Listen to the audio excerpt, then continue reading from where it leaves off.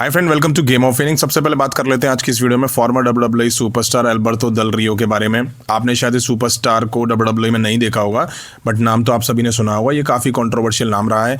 इन भाई साहब के ऊपर डब्ल्यूडब्ल्यूई में बैक से जो वर्कर होते हैं उन पे अटैक को लेकर के, एक्स वाइफ के साथ violence, farmer WWE superstar page के साथ वायलेंस, और या फिर अब करंट में डोमेस्टिक वायलेंस हो, इन्होंने एक बार फिर से डोमेस्टिक वायलेंस करा है।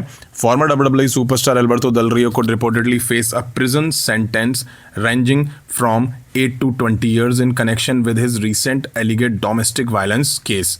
डब्ल्यूडब्ल्यूई के जो फॉर्मर सुपरस्टार एल्बर्तो डेल रियो हैं उन पर वापस से एक बार फिर से डोमेस्टिक वायलेंस का जो केस है वो दर्ज हुआ है, जिसमें 8 से 20 साल तक की जेल हो सकती है इन भाई साहब को।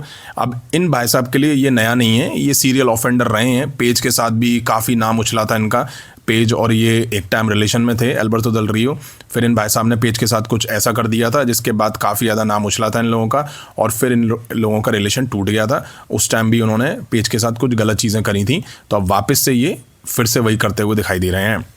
नेक्स्ट बात कर लेते हैं लास्ट वीक हुए स्मैकडाउन के एपिसोड के बारे में, जिसमें हमें रैंडी ऑर्टन के मिस्ट्री कॉलर के तौर पर पैट मैकेफी दिखाई दिए। इन्होंने कॉडी पे अटैक करा। अब इस एपिसोड की व्यूअरशिप निकल के सामने आई है। WWE last Friday April 3 Drew over 1.5 million viewers. It was the highest rated SmackDown in the last 8 month.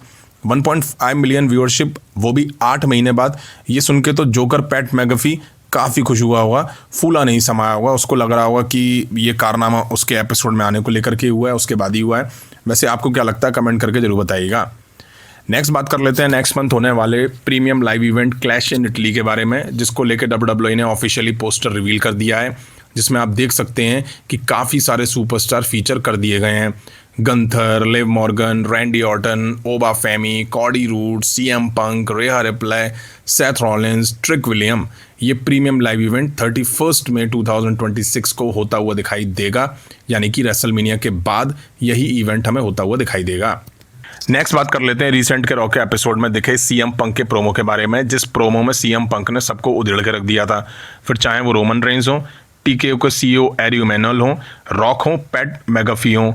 अब इस प्रोमो को लेके अपडेट ऐसी है कि बॉडी स्लैम प्लस के अकॉर्डिंग सीएम पंक को काम करने के लिए कुछ जो बुलेट पॉइंट दिए गए थे, मतलब हाईलाइट करे गए थे, ये पॉइंट है, आपको स्क्रिप्ट फॉलो नहीं करनी है, इन पॉइंट्स पे आपको बोलना है। सीएम पंक ने अपने प्लेटफॉर्म का यूज़ करा कॉडी रूड्स के स्मैकडाउन प्रोमो को आगे बढ़ाते हुए। लॉकर रूम की जो फ्रस्ट्रेशन से रिलेटेड चीज़ें थी उसको उन्होंने आगे बढ़ाया। एक तरह से आपने देखा होगा कि रॉक के एपिसोड से पहले जो कॉडी रूड्स स्मैकडाउन के एपिसोड में देखे थे, उन्होंने भी टीकेओ वगैरह को टारगेट करा था। उसी चीज़ को आगे बढ़ाते हुए सीएम पंक ने रॉक के एपिसोड में टीकेओ को टारगेट करा। मतलब यहाँ से ये क्लियर है कि सीएम पंक का जो प्रोमो था वो अनस्क्रिप्टेड था। सीएम पंक को कुछ मेन पॉइंट बताए गए थे, जैसे इन सबको उधेड़ के रख दो, टिकट प्राइस के बारे में बोल दो, बस आगे सीएम पंक ने कुछ अपने आप बोला और कहा।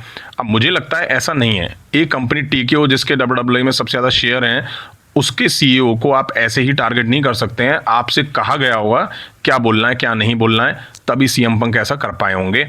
नेक्स्ट बात कर लेते हैं इयो स्काई वर्सेस आस्का के बीच रेसलमेनिया 42 में होने वाले मैच को लेकर के, जो कि अभी तक ऑफिशियली कंफर्म नहीं हुआ है। इस मैच को लेकर अपडेट सामने आ रही हैं।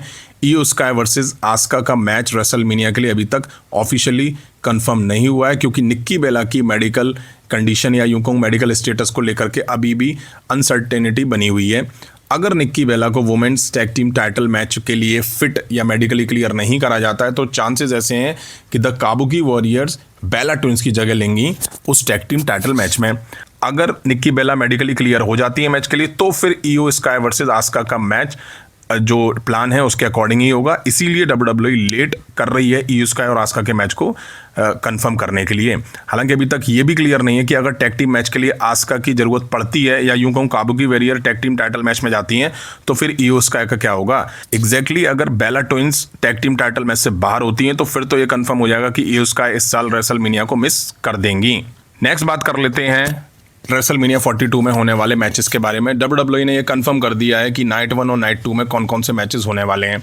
नाइट 1 की बात करें तो Cody Rhodes versus Randy Orton undisputed championship के लिए, Stephanie Vaquer versus Liv Morgan women's world championship के लिए, AJ Lee versus Becky Lynch women's intercontinental championship के लिए, Nia Jax Lash Legend versus Nikki Bella Brie Bella versus Bayley Lyra Valkyria versus Alexa Bliss Charlotte Flair women's tag team championship के लिए, Jacob Fatu Drew McIntyre unsanctioned match इन दोनों के बीच दिखेगा, Gunther versus Seth Rollins के बीच match दिखेगा, Logan Paul Austin Theory IShowSpeed versus LA Knight Jim Uso और Jey Uso के बीच 6 मैन टैग टीम मैच दिखेगा। नाइट 2 की यहाँ से अगर हम बात करें तो यहाँ पे हमें CM Punk versus Roman Reigns, Jade Cargill versus Rhea Ripley, Sami Zayn versus Trick Williams, Demon Finn Balor versus Dominik Mysterio, Penta versus Je'Von Evans versus Dragon Lee versus JD McDonagh versus Rusev versus Rey Mysterio के बीच ladder match दिखेगा intercontinental championship के लिए। मैं आपको बता दूं Oba Femi versus Brock Lesnar के बीच भी हमें मैच देखने को मिलेगा नाइट 2 में। तो ये कुछ मैच हैं जो हमें रेसलमेनिया नाइट 1 और नाइट 2 में होते हुए दिखाई देने वाले हैं। नेक्स्ट बात कर लेते हैं रेसलमेनिया 42 नाइट 1 और नाइट 2 में होने वाले किक ऑफ मैचेस के बारे में, या यूं कहूं कि कौन कौन से मैचेस नाइट 1 और नाइट 2 में हमें ओपनिंग में होते हुए दिखाई दे सकते हैं। अब WWE ने ये कंफर्म कर दिया है कि फर्स्ट आवर जो है नाइट 1 और नाइट 2 का वो ESPN पे हमें देखने को मिलेगा।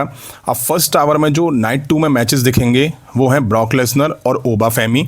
वही दूसरा मैच है वो 6 man tag team ladder match होगा इंटरकॉन्टिनेंटल चैंपियनशिप के लिए। वही नाइट 1 की अगर हम बात करें तो ड्रू मैकइंटायर वर्सेस जैकब फातू के बीच अनसैंक्शन मैच। फर्स्ट आवर में जो दूसरा मैच दिख सकता है वो है 6 मैन टैग टीम मैच, यानी कि LA Knight Usos versus Austin Theory IShowSpeed और लोगन पॉल के बीच में। अब यही 2 मैचेस में से नाइट 1 में किक ऑफ शो में शुरुआत होगी, नाइट 2 में भी यही 2 मैच शुरुआत करते हुए दिखाई दे सकते हैं। अब हो सकता है कि नाइट 2 की जो ओपनिंग मैच है वो ब्रॉक लेसनर और ओबा फेमी के बीच में ही हो, क्योंकि ओबा फेमी वर्सेस ब्रॉक लेसनर के बीच नाइट 2 में ओपनिंग मैच दिखाई दे सकता है। वहीं नाइट 1 के ओपनिंग मैच की बात करें तो शायद 6 मैन टैग टीम मैच से मुझे लगता है शुरुआत होती हुई दिखाई दे सकती है। तो फ्रेंड ये थी WWE से रिलेटेड कुछ इंटरेस्टिंग अपडेट्स। उम्मीद है वीडियो आप सभी ने यहाँ तक देखी होगी। देखिए तो लाइक करें, चैनल पर नए तो चैनल को सब्सक्राइब करें। मिलता हूँ जल्दी नेक्स्ट वीडियो में। Thank you.